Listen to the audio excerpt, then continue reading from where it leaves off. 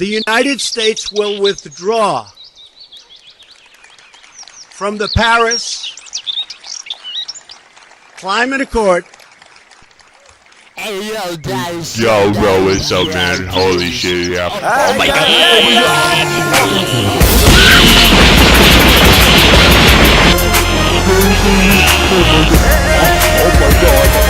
Please, man. Hey, I love every dog. Please, I love everything.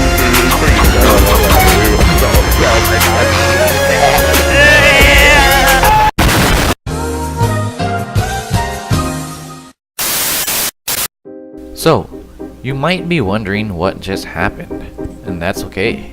That small little clip was just a short demonstration of how America signed out of the Paris Accord, basically disregarding Europe's call for better and cheaper nuclear technologies. And new questions arise. Is it right to abandon the idea of nuclear innovation? And what are the pros and cons of nuclear energy? We'll be taking a look at these dilemmas in this documentary.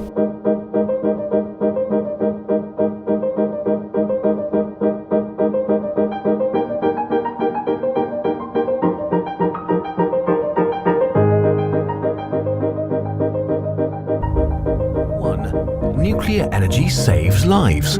In 2013, a study conducted by NASA found that nuclear energy has prevented around 1.8 million deaths. Even if you include the death tolls from Chernobyl and Fukushima, nuclear energy ranks last in death per energy unit produced. In terms of raw figures, you know, coal mining, natural gas, more people die. I mean, it wasn't far from here a natural gas, pipe blew up and incinerated people. It's important to keep in perspective that nuclear energy in terms of an overall safety record is better than other energy. Okay, wait, nuclear energy saves lives, you say? That's correct. Contrary to popular belief, nuclear energy actually saves more lives than it takes them, if handled properly, of course. As mentioned in the Kurzgesagt video, nuclear energy has saved around 1.8 million lives in over 30 decades. Compared to other conventional sources of energy, nuclear energy produces more energy and saves more lives. You basically get to kill two birds with one stone.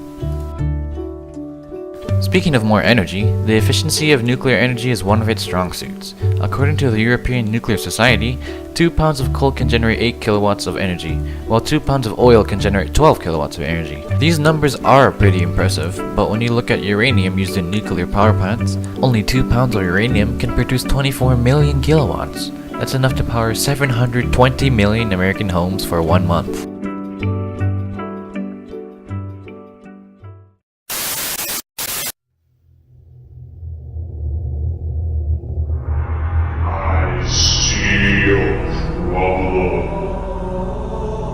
You are lying to us. You are trying to hide the truth. Show us reality. Show us the truth.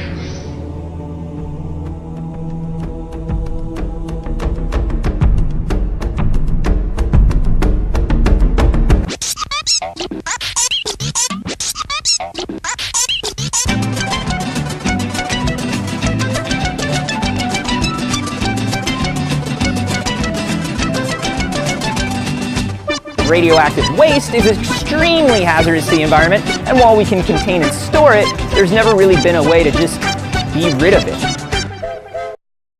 So, although nuclear power plants create crazy amounts of energy, the nuclear waste produced afterwards can be life-threatening. Not only is it hard to get rid of, but it'll take over 1,000 years for it to become non-lethal to any living organism. That's why we store nuclear waste deep down somewhere in the earth. But there's also a chance for the waste to leak into our drinking water sources. Although, scientists have found a solution to stop the many effects of nuclear waste.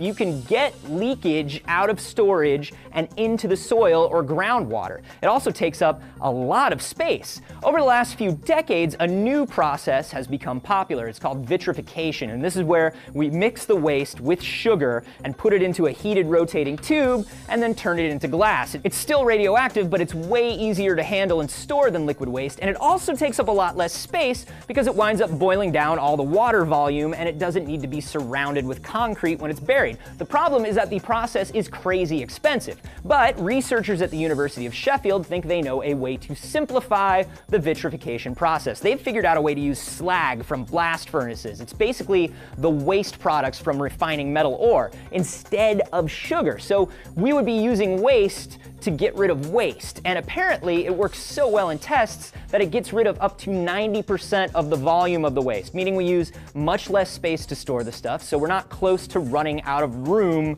to keep it in.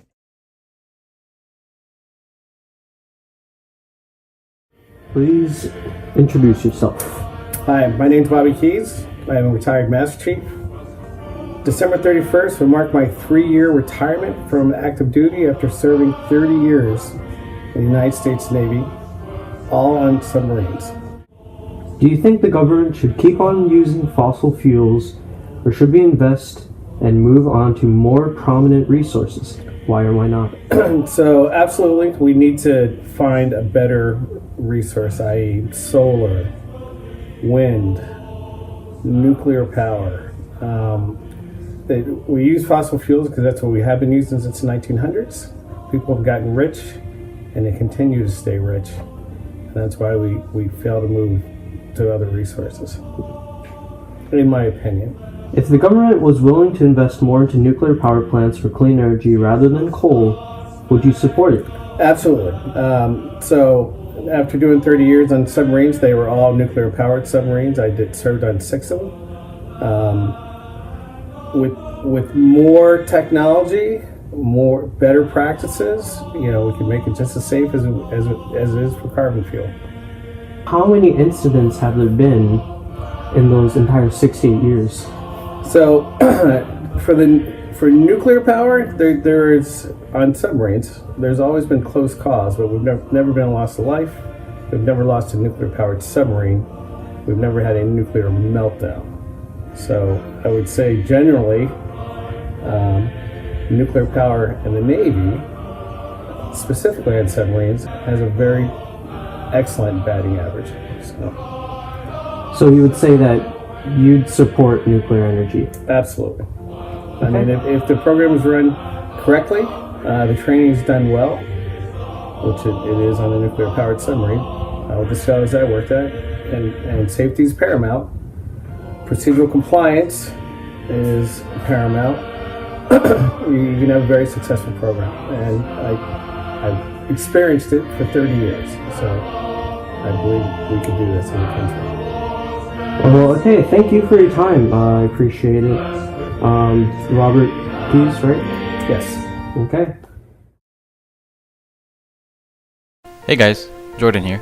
In summary, nuclear energy saves lives, and it produces much more energy than something like fossil fuels. Although nuclear waste is a problem, we have come up with methods like vitrification to not only save space but also keep the nuclear waste inside. Many people, just like Robert's dad, believe that we need to invest into more greener and more powerful resources, such as solar and nuclear energy. Nuclear energy is better though, in terms of power and adaptability. But that's for another documentary. So, there you have it. We at O.N.N.Y.S hope you enjoyed this documentary, and we hope to see you in the next video.